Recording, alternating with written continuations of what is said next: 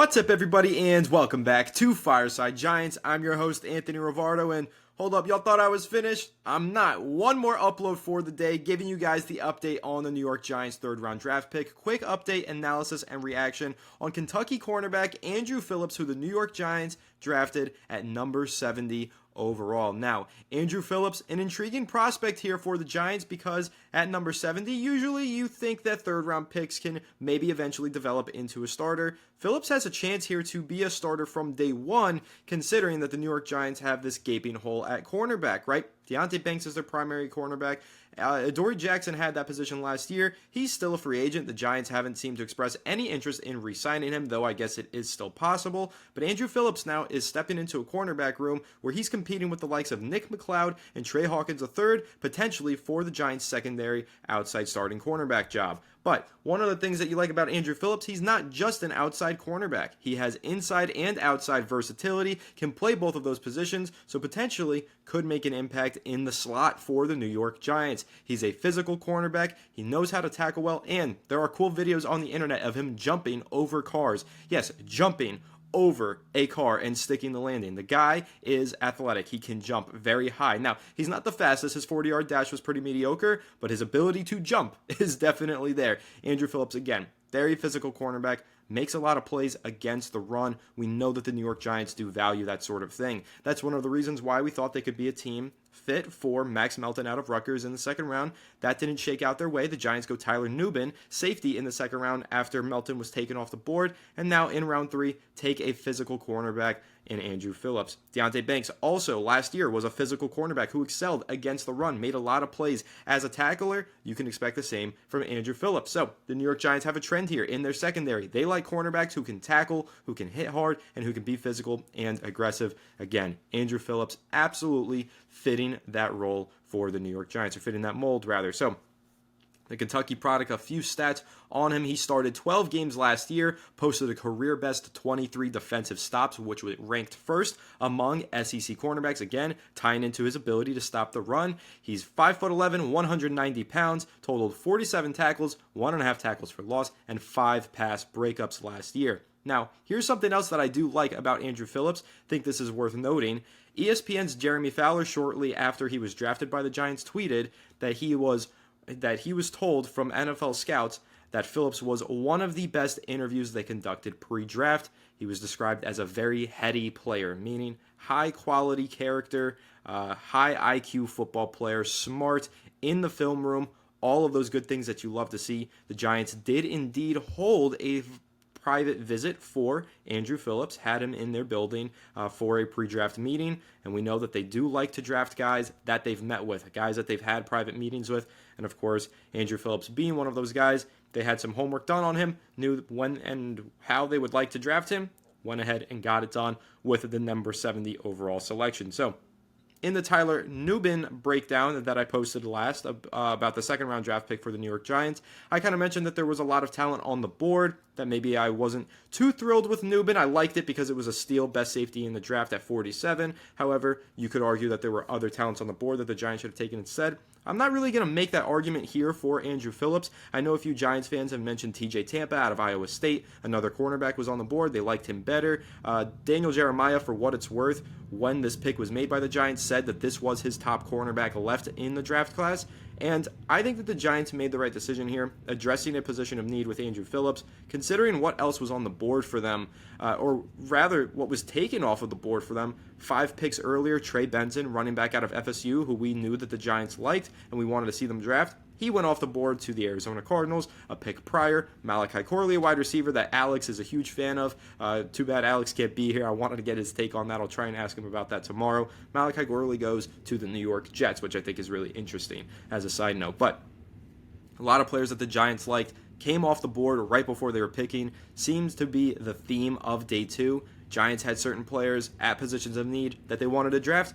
All flew off the board right before they had the opportunity. But we do know that they liked Tyler Nubin a lot and were eyeing him going into day 2. They ended up getting him at number 47, so they're happy about that. And same story goes for Andru Phillips, a player that the New York Giants did really like, met with and thought highly of, he falls into their lap with the number 70 overall selection. So I think it is a good pick. I think it is an interesting one. And again, it is potentially a day one starter here for the New York Giants. And now you could argue that that's not because he is such a great player, but more so because the Giants just have such a bad secondary and so many holes all over the secondary.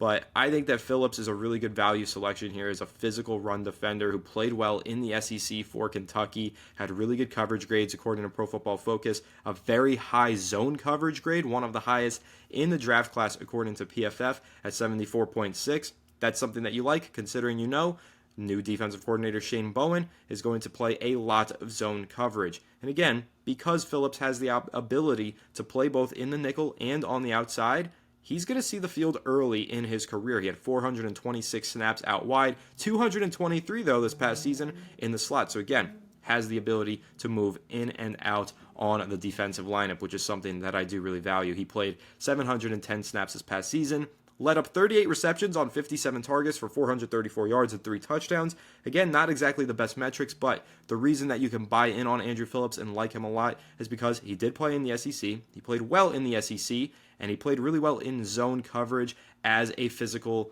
run defending cornerback, which gives him a lot of versatility and helps him fit into the mold of what the New York Giants want to do defensively. Zone coverage, defend the run, be physical at the point of attack. Andru Phillips does those things well. He is a good scheme fit for the New York Giants, and I am hoping that he's able to develop into a quality starting outside cornerback. The Giants, again, need an outside cornerback. He has an opportunity to immediately win a starting role as a rookie, which is an excellent opportunity for Andru Phillips. He should be excited to be a New York Giant, and honestly, New York Giants fans should be excited to have him. Now, before I wrap this up, one thing that I will mention, the Giants did have an opportunity here to draft a quarterback. I know a lot of Giants fans are probably going to be a little bit upset with their decision to pass on South Carolina quarterback Spencer Rattler. In my opinion, that is the right decision for the New York Giants.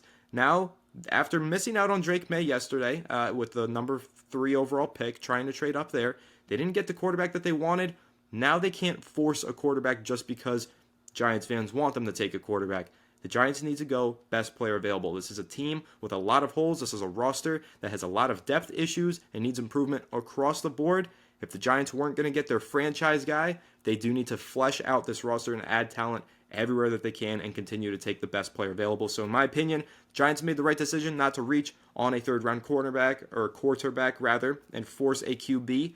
They take the CB instead. Again, a big position of need and a big improvement here. Some competition as a potential starter in Andru Phillips out of Kentucky. So, I am a fan of this pick. I'm not going to deem him as some future Hall of Fame or anything, guys, but I think that he has potential to be a high-quality starter for the New York Giants if he develops and works on some of the flaws in his game, namely his ability to stick with receivers in man coverage. If he can improve in that regard and get a little bit better in coverage, I think that he can be a really solid player. But again, I like Andru Phillips' ability to defend the run as a cornerback. Maybe you move him into the nickel and he can make a really nice impact there. But versatility, physicality, and high football IQ, those are all things that I like for my corners. And those are all things that Andru Phillips possesses. Cornerback out of Kentucky to the Giants, number 70 overall. How do you guys feel about it? What are you thinking? And also let us know what you thought about our draft coverage. Of course, a lot of it I had to do myself. Again, congratulations to Alex. He was away dealing with the birth of his child. Super, super happy for him and excited to have him back on the show when he is ready and available.